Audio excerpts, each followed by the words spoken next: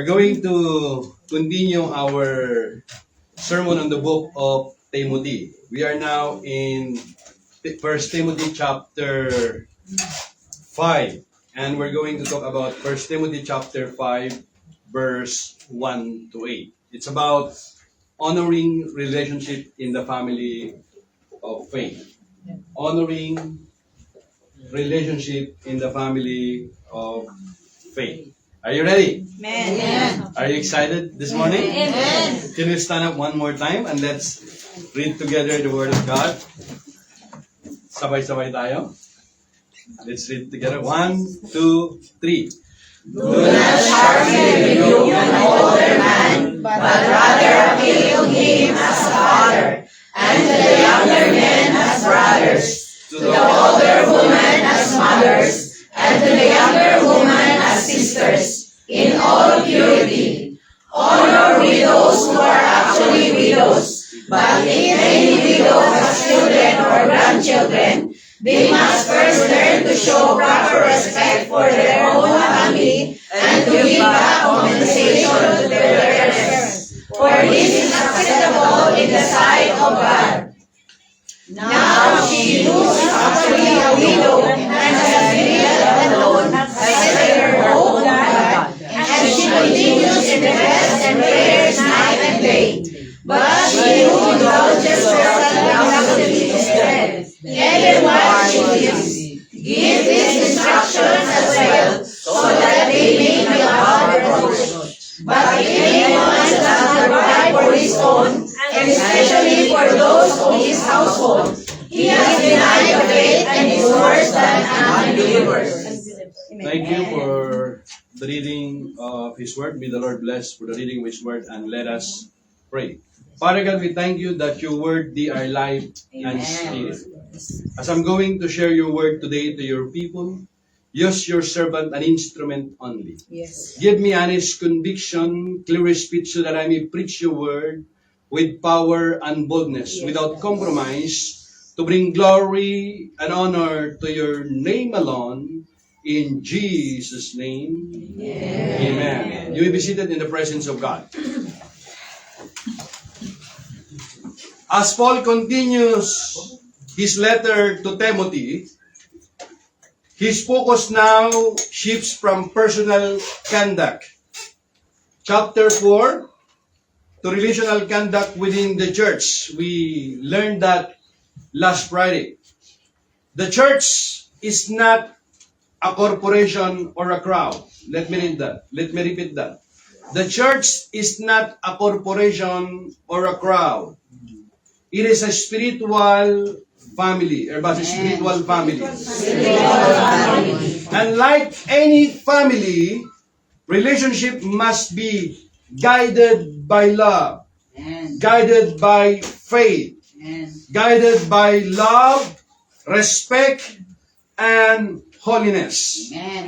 Paul instructs Timothy on how to relate to different groups of people, to different groups within the congregation. Older men and women, younger believers and widows. Those are the instructions to him. These verses teach us that spiritual maturity is not only shown in how we preach or serve, but also in how we treat people within the church or outside the church. This passage reminds us that a healthy church is built on honor for one another, and honor for God, respect one another, as you like also to respect by others, isn't it? Amen. If you want to be respected, you have to respect yourself. Amen. Amen? Don't ask someone to respect you if you are not respected also. Amen. Don't ask someone kailangan mo ko respetuhin. Ikaw, hindi ka marunong magrespeto. Amen. Isn't it? Amen. If you want to be respected, you learn first to respect others, to honor others, and that is not expensive. Amen. Amen? These are the quality of a true believer in Christ. Amen? Amen. So this passage reminds us that a healthy church is built on honor, honor for one another, honor for God. So let's walk through it verse by verse, line upon line. Say to your neighbor, are you ready? Ready. Amen. One more time, give the Lord a clap of praise. Verse 1, do not sharply rebuke an older man, but rather appeal to him as a father, and to the younger men as brothers. Paul begins by teaching Timothy, by teaching young Timothy, because he's a pastor, he's a leader, he's teaching young Timothy how to deal with men in the church, especially older men in the church, both older and younger. Mayroon siyang paano niya pakikisamahan yung mga tao sa church, yung mga matatanda na babae, lalaki, mas bata kasing edad niya. Kailangan matutunan po niyo. It's not the same how we handle, how to deal with the younger men to the older men, as well as to the older women. Amen? Amen. There is a biblical pattern. Paul begins by teaching Timothy how to deal with men in the church, both older and younger. Timothy taught a leader was to exercise spiritual authority with humility and respect. Yes, with humility and respect. Even though he's a pastor, he's a leader, but he must learn humility and respect. Amen. Amen? Look at your neighbor. Kagalang-galang yan, karespeto. Right? Amen? Amen. Are you with me? So Timothy, though a leader was to exercise spiritual authority with humility and respect, he must not sharply rebuke an older man, meaning to speak harshly or disrespectfully, but to appeal as to a father. Amen? Amen. Even though, some people, some older men or women, they are wrong in your own perspective, you not just simply rebuke them or you speak harshly to them. You must tell them nicely. Still, you have to honor them because they are older than you. Amen? Tanayin mo yung katabi mo, marunong ka bang gumalang? Tamo. You know how to respect, isn't it? Amen?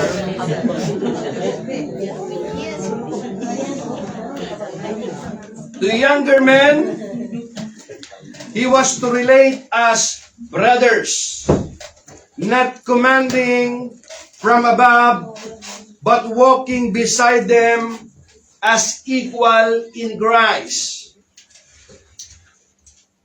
Listen, spiritual leadership is not about shouting. Amen. It's not about correction. Yeah. It's not only about rebuking. But spiritual leadership is about correction, but speaking truth with love. Amen. Diba? Speaking truth with love. Hindi dahil ikaw yung tama, parang hindi ka na nagkakamali. Yes, amen. Are you with me? Amen. You can be 100% right. Amen. But you have to remain respectful. You learn how to honor. Amen? Amen. Hindi dahil tama ka, para makapagsalita ka, wagas. Amen? Sabihin ko sa'yo na tabi, nagkakamali ka rin. You're making mistake also, isn't it? Hear me, church. a gentle tone preserves dignity while still guiding in righteousness. When we treat others like family, you listening? When we treat others like family, fathers, brothers, we reflect the heart of Christ, who came not to condemn, but to restore. Amen? To older women as mothers and to younger women as sisters in all purity, Paul expands the instruction to include women in the congregation. Older women are to be treated with the same respect and tenderness due to a mother.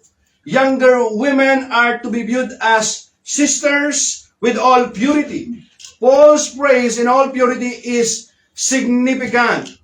It reminds Timothy and every servant of God, yes, and every servant of God, that relationship with the opposite sex in the church must be guided by moral integrity and self-control. Guided by moral integrity and self-control. That's why in our church, we practice that discipleship, it should be the same genders, not opposite sex. Amen? Lalo na kung mayroon siyang asawa. Then we eat only together outside because he's hungry. And I sent him message, how are you? Anong pakialam mo sa kanya? Meron siyang asawa. Kung kumain na siya o hindi. You with me? Amen. You know, ang bait-bait niya. Mas mabait pa siya sa asawa ko. Kaya ang daming nahuhulog sa tukso. Dahil maraming mga manluloko sa mundong ito. Amen. Pero mas marami rin naman ang nagpapaloko. Pabunting na yung mga katabi kasi parang minsan nang naloko yan. Are you with me? Once in our life, right? We are being deceived. Why we are being deceived? We just only simply operate in our own emotion. We are not guided by the Word of God. We simply operate by our emotion. We don't even use our common sense. How could you fall in love? Hindi eh. Ano lang eh, marupok lang kasi. Hindi ko pwedeng lukuhin sarili ko. Mahal ko talaga. Pagmamay-ari na nga ng iba, kulit mo eh. Are you with me? How can you tell me that you are fall in love, but for the first place, you know already that he is married? Bawal na ng Diyos yun eh. Amen? Amen. Are you with me? Amen. Ask your neighbor, why you're smiling? Why you're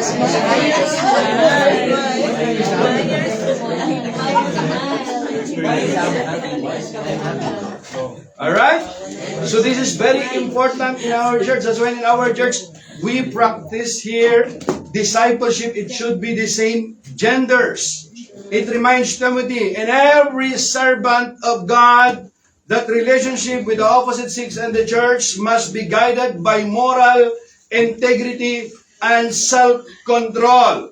The church must be a place of spiritual family. It's not about perfect because we are not perfect and there's no such perfect church, but a church must be a place of spiritual family, not social flirtation. Amen. Let me repeat that, not social flirtation. Amen. Kaya hindi ka nagpa-flirt. Amen. Amen. May mga flirting kasi minsan eh. Pag nasa church ka, if you are in the church, make sure that your heart fixed on Jesus, focus on God. Amen. Hindi kung saan-saan ka tumitingin. Anong pakialam mo sa make-up ng katabi mo? Kung mas makapal. Are you with me? Amen. Say to your neighbor, mind your own business. Mind your own business. In the scripture, to mind to our own business. Amen? Amen. So purity builds trust.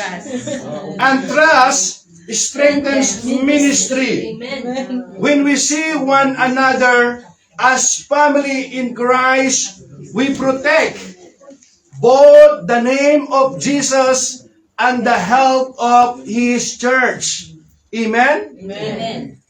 Hindi naman perfecto, just like any other family. Sometimes nagkakatampuhan, nagkakasakitan, but what? We forgive, we don't hold grudges or any bitterness in our heart. We forgive and then move forward. Amen. Wala nang chismis-chismisan, no more slanders, no more gossiping. Move forward, tapos na. Amen. Amen? Amen. Hindi na kwento ng kwento dito sa dito, Amen? Amen. Kapag if that situation is already been settled once for all. Hindi na dapat pinag-uusapan pa, pinag-chichismisan pa. Amen. Amen? Amen. Sige mo yung katabi mo, hindi yan chismosa. Are you with me?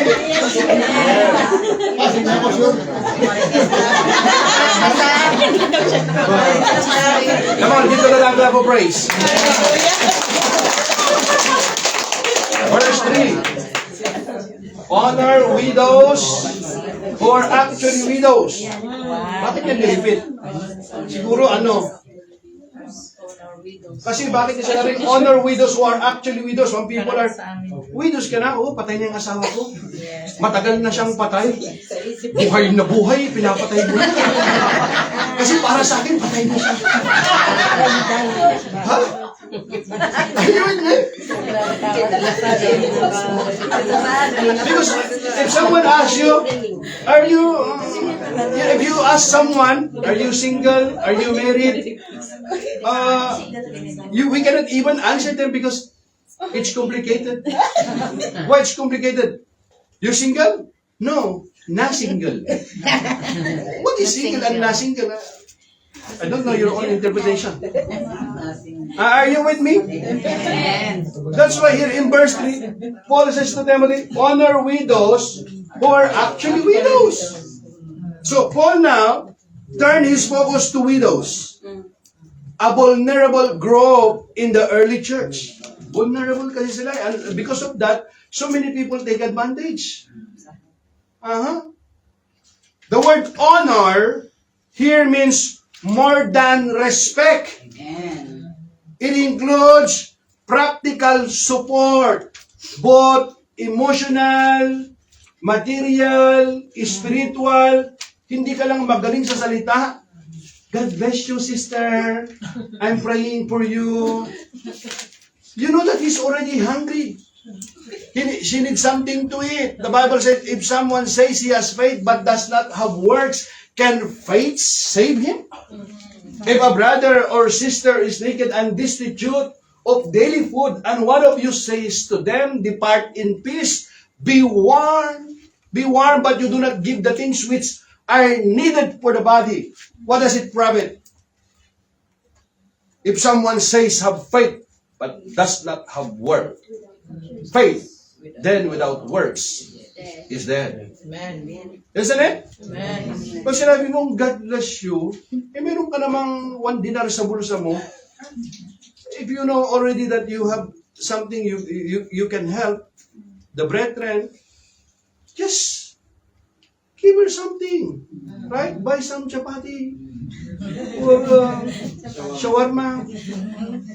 Amen? Tapos, God bless you, I'm praying for you. Well, you know that she really needs something. Means you have to put in action.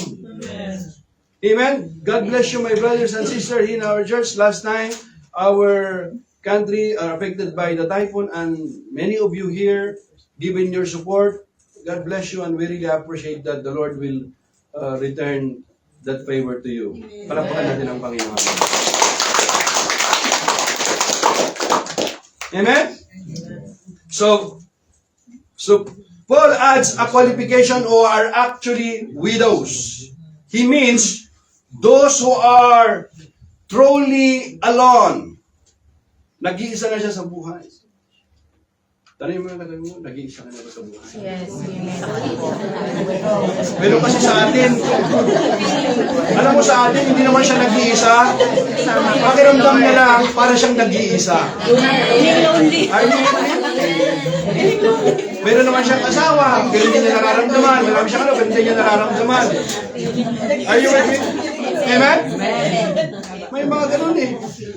Many of us, sometimes, we have so many friends in our Facebooks. Thousands upon thousands. But when we are sick, sometimes nobody even asks you, how are you? Nobody even visit you in the hospital when you are sick. You've been there, isn't it? When you are sick?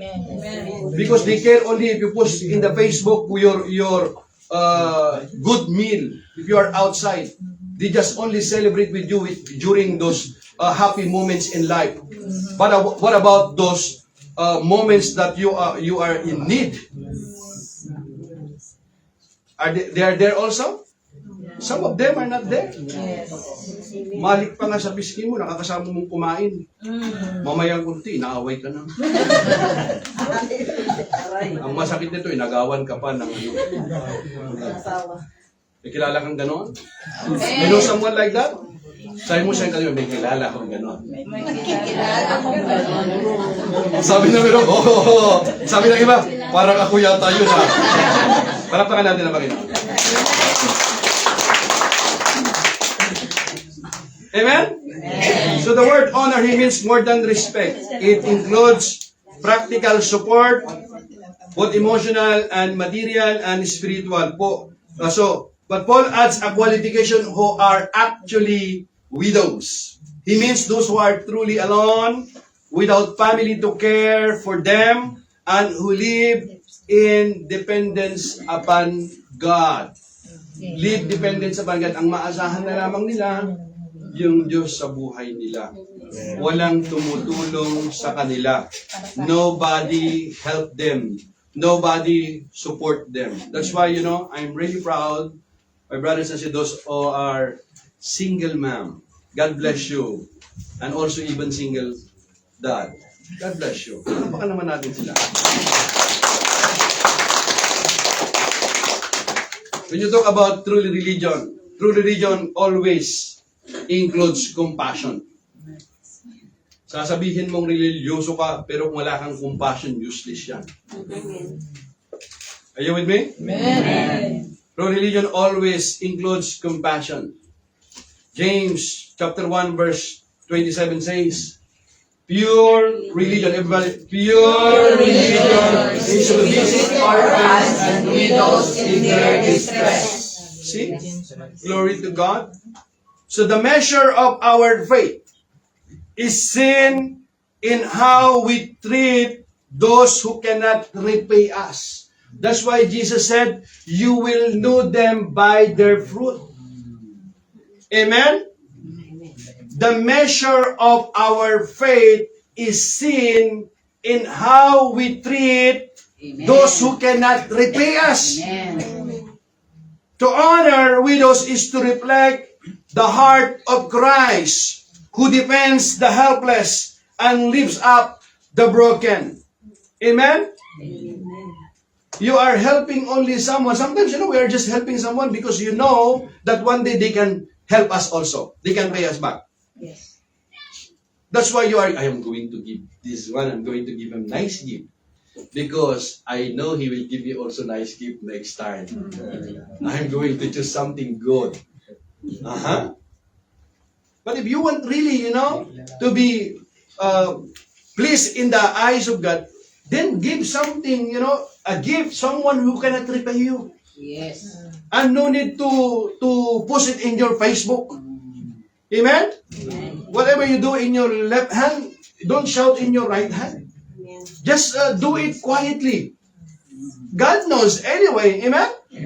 Kung gusto mo talagang magregalo, tumulong, yung hindi makakaano sa'yo. Makakabayad. Amen? Sabi mo sa'yo, parang ako yata yun. Really? Palakpakan natin ang Panginoon. Verse 4.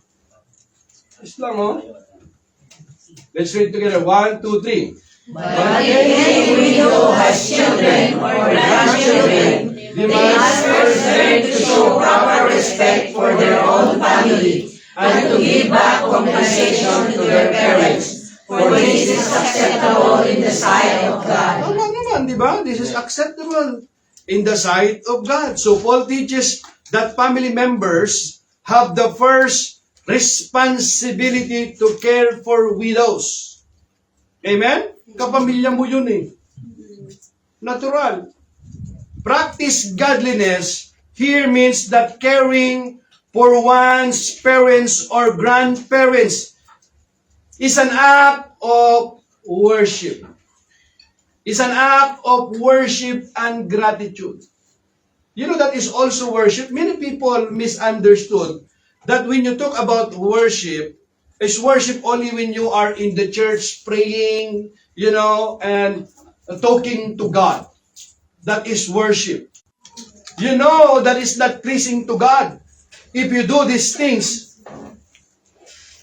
and you resist temptation, hinayaya kang mag-party. Tapos sabi mo, hindi, punta ako sa church. That is worship. Amen? Give the Lord a clap of praise.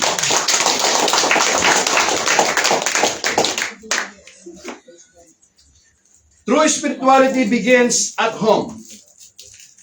You hear me? Amen. True spirituality begins at home. Dito makikita kung talagang mabait ka. Bait-bait mo sa labas, pero pagka sa loob ng pamamahay, para kang you act like, para kang gorilla, mas maano ka pa sa gorilla. Ha? You with me? Begins at home. We cannot claim to serve God faithfully while neglecting our own family's needs. Amen. Amen? That's why, those overseas workers, I'm really, really proud of you. Because many of us here, many of you, been sacrificed a lot. Even, you want really to buy some good stuff in your own. You want to really to buy this iPhone. You want to go to a good restaurant to eat. But you choose to eat in Mata.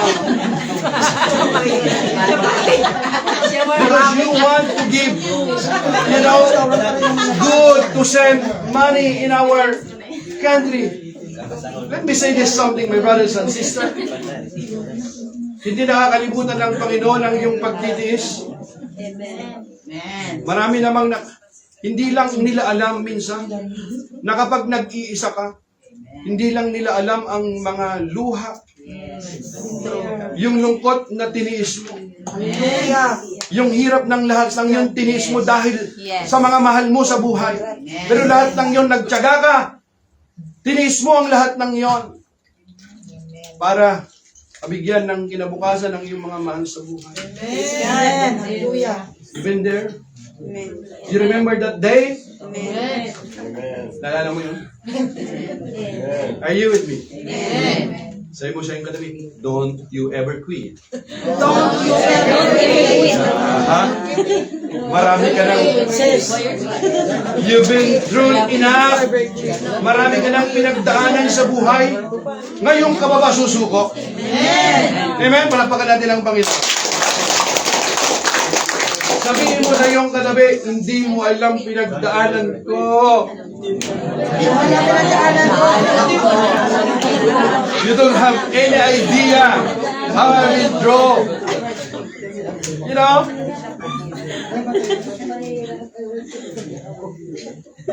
So, this is not the time for you to quit, to give up. You have to turn another chapter. Yes. Amen. How do you know that that is the last chapter? But you choose to quit. You choose to give up. In this life, when trouble comes, there are two things you do. It's either you give up or you get up. We've been given a choice. And you say it, I choose to get up. I choose to get up. Palapakan natin ang Panginoon.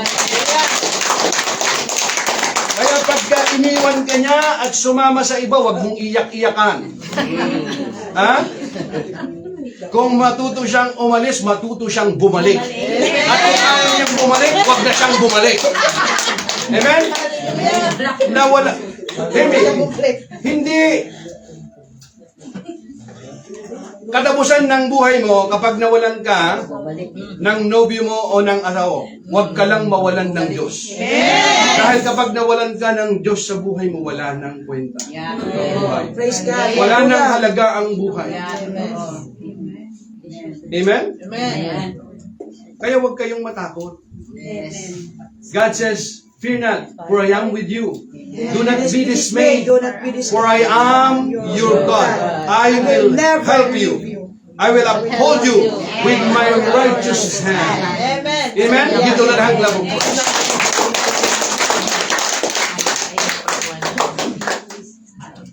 Hear me. Honoring our parents is not optional. Amen. It is acceptable in the sight of God. Amen. When we love and support our aging parents, we demonstrate the gospel in action. Amen. We demonstrate Christ. Nung maliit ka, pinapalitan ka ng lampin. Pagtanda na, binababayaan mo na. You know,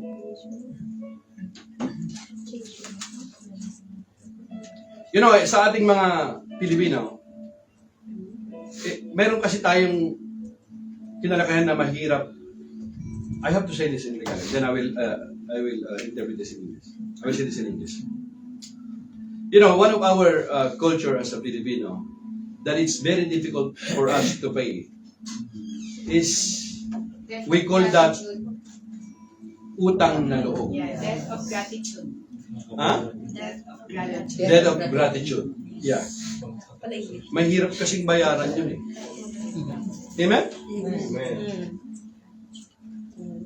Sabi mo nga isang katabi, meron ka bang utang na loob? Listen.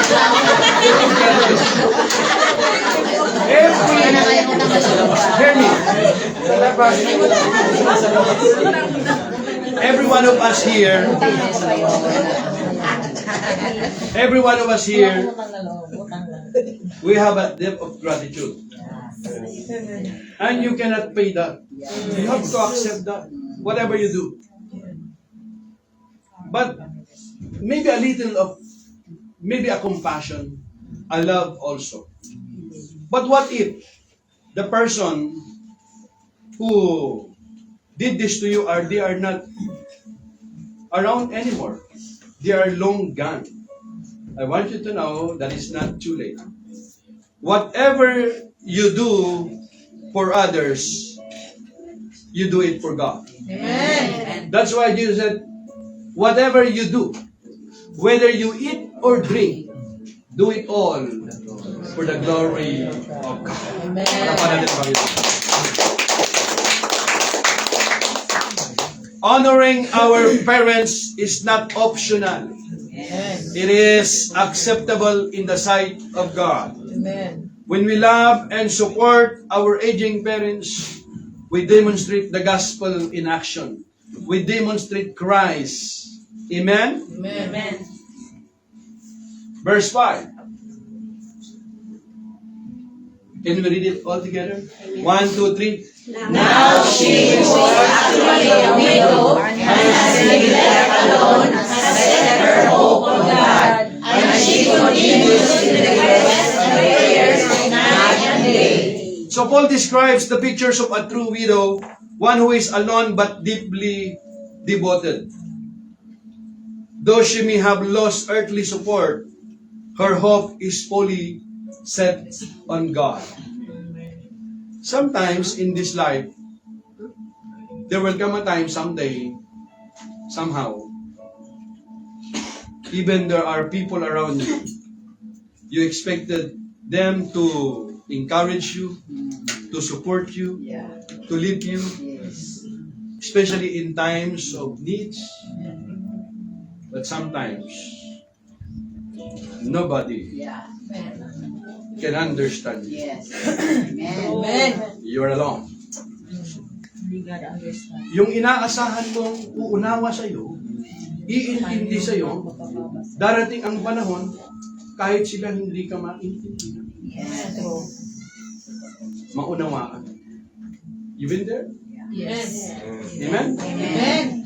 And you're alone. But on those moments, I want you to know that you are not alone. Amen. God is there, Amen. side by side. Amen. Hindi mo lang alam. Sometimes, we thought that the sun is not there because it's dark. But the sun is always there. It's just only night, dark. It's just only, covered by clouds. But the sun is never left. It's always there. Sometimes nararamdaman natin yung Diyos parang ang layo-layo sa atin. Pero ang totoo, hindi lumalayo ang Diyos. Laging nandyan. Malapit lang siya. Nasa ating mga labi, nasa ating mga puso. Ang totoo, hindi siya ang lumalayo. Yes. Ikaw yung lumalayo. Palakpakan natin ang Panginoon.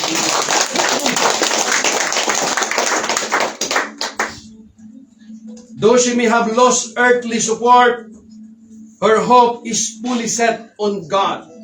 Her ministry is quiet yet powerful, praying night and day. Hear me, church. God values the prayers of those the world often overlooks.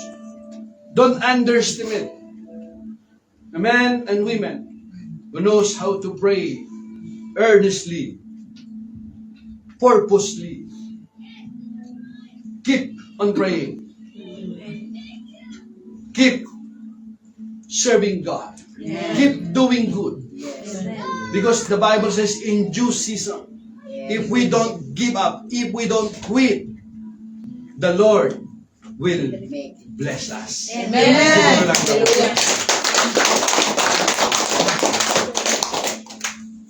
God values the prayers of those who world often overlooks. Even in seasons of loneliness, a faithful heart that clings to God becomes a mighty instrument of intercession. Your usefulness to God is never limited by your situation, but by your surrender.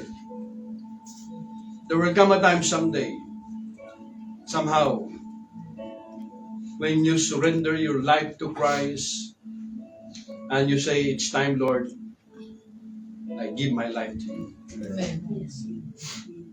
Verse 6 says, but she who indulges herself in luxury is dead, even while she lives. Here Paul contrasts the godly widow with one who lives for pleasure. Indulge herself in luxury means living a self-centered life without concern for holiness, without concerns for her family. Though physically alive, such a person is spiritually dead because her life, hear me, because her life is disconnected from God, disconnected from the family of God. She thought that it's okay to be alone. It's okay to be alone if that is your personal devotion to God. But if you don't feel good anymore when you are around in the people of God, there is something wrong, not for them, something wrong with you. Amen. And it's time for you to repent, kneel down before the Lord, and humble yourself before the Lord. Hindi mo na nai-enjoy yung fellowship. How could it be? Amen? Amen. Though physically alive, such a person is spiritually dead because her life is disconnected from God. A life of comfort without Christ is spiritually dead. Whether young or old, we are called to live not for pleasure, but for purpose. You hear me? Christianity is not boring. Yeah. Christianity is about life and purpose. Everybody is about life and purpose. Hindi lang puro pleasure. Yes, we are called also to enjoy life, not only to enjoy life, but there is a time for everything. Amen? To seek first, we are called to seek first the kingdom of God and His righteousness. True life is found not in luxury, but in loving and serving the Lord. Amen. That is blessing. That is true blessing. Amen. Even though you can have a good mansion, you can have all the money, but if you don't have God in your life, that is not blessing. Yes. Blessings means is not only talking about finances. It's not talking about how much money you have in the bank. Because one day God will not ask you how much money you have in the bank. He will not ask you what education you finished. Amen. He will ask you one day. When I was in prison, when I was in the hospital, when I was in need, did you visit me? Yan ang itatanong sa iyo ng Panginoon. He will ask you one day. This life is a test. Parang yung teacher, tuturuan niya yung estudyante, just like a teacher. First, he will teach the students. He will give them all the lessons. But after teaching them, he will give them an exam, a test. And the teacher will say one day, pass your paper. Finish or not finish. One day in this life, you're going home. You're going home, whether you like it or not. But the question is, when you are gone in this world, what legacy you choose to leave? Ano yung legacy na may iwan mo? Anong maalala sa iyo? Anong gusto mong maalala nila sa iyo? What do you want? That they will to remember you. Tanong mo yung katabi mo, anong gusto mong maalala nila sa iyo?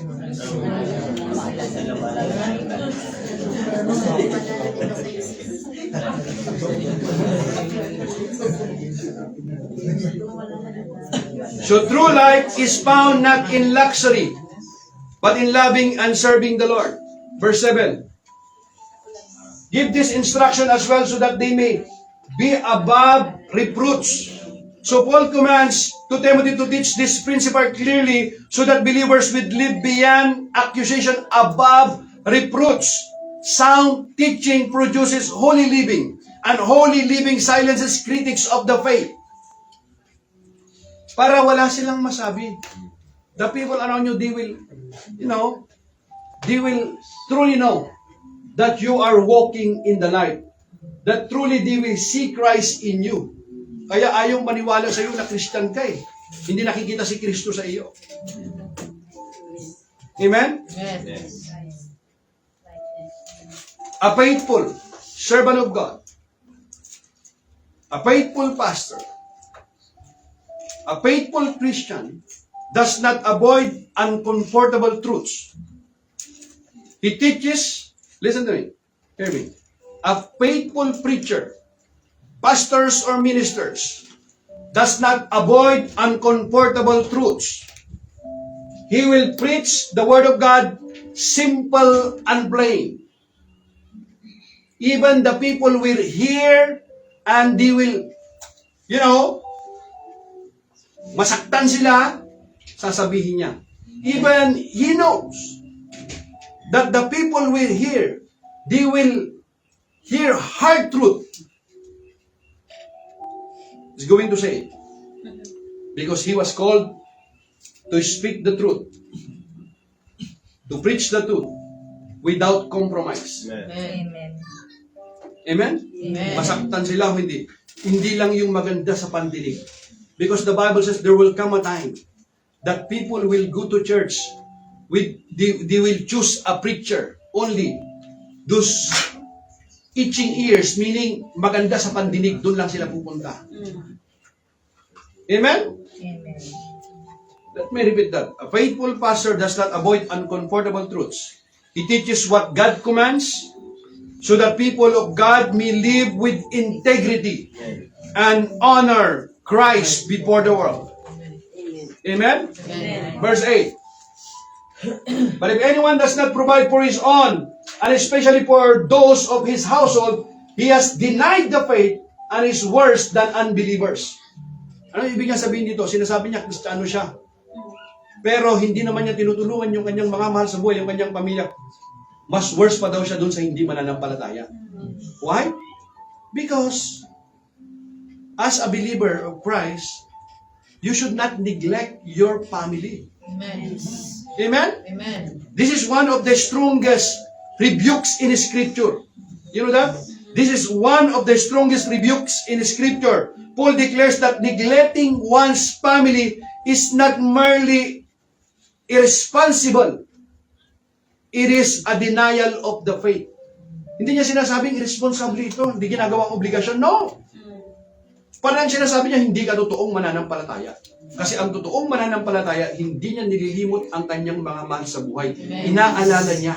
Amen. Amen? Amen. If, you know Paul is saying, it's not only neglecting the family needs.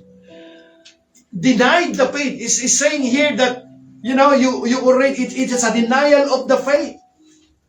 Even unbelievers understand the duty of family cares. Even unbelievers understand the duty of family cares. How much more should God's people live by it? Amen?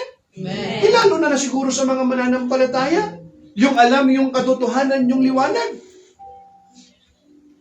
Amen? Kung hindi makita sa iyo.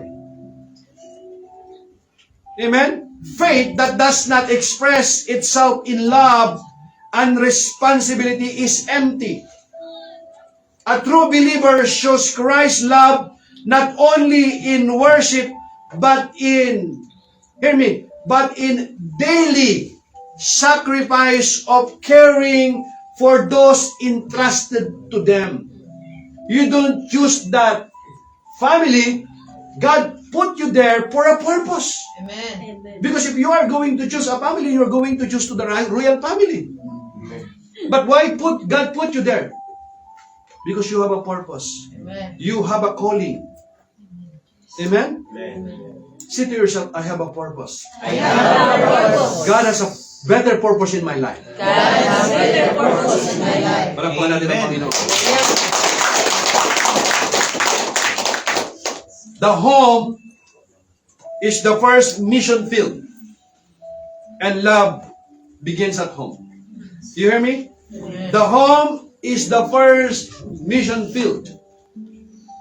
Before you think going to a mission, your mission field is your home. Amen. That's why when we go for vacation, we're so excited because there is no place like home. Yes. Amen? Amen.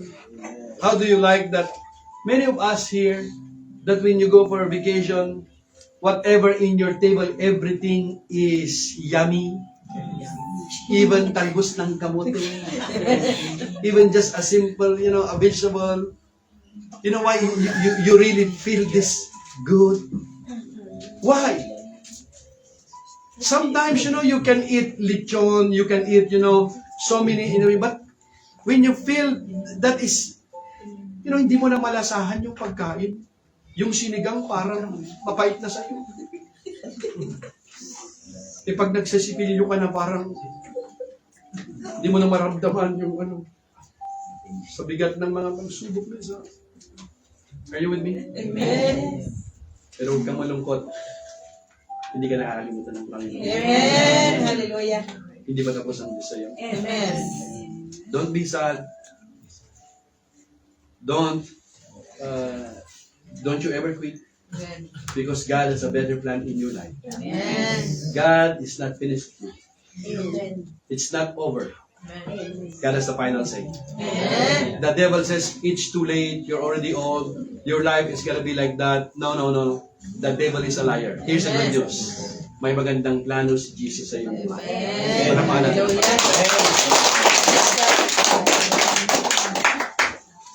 A true believer show Christ's love not only in worship, but in a daily sacrifice of caring for those who entrusted to them.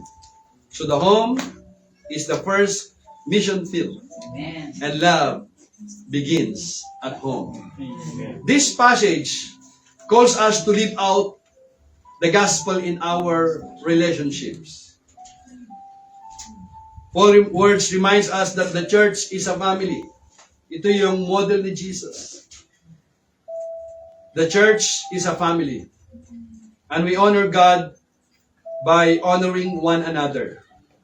And at the heart of it all stands Jesus, the perfect example of love and honor. He respected the aged, welcomed the lowly, protected the weak, and cared for his own mother, even while hanging on the cross, saying, "Woman, behold your son." Church Christ is our model of perfect compassion and relational holiness. If He, the Son of God, served others with such humility and love, how much more should we, His servants, reflect that same heart in the family of faith? My brothers and sisters, let us treat one another as fathers, mothers, brothers, and sisters, walking in purity and honor until the world sees in us the heart of Jesus, the one who loved, served, and gave himself for his family. Amen?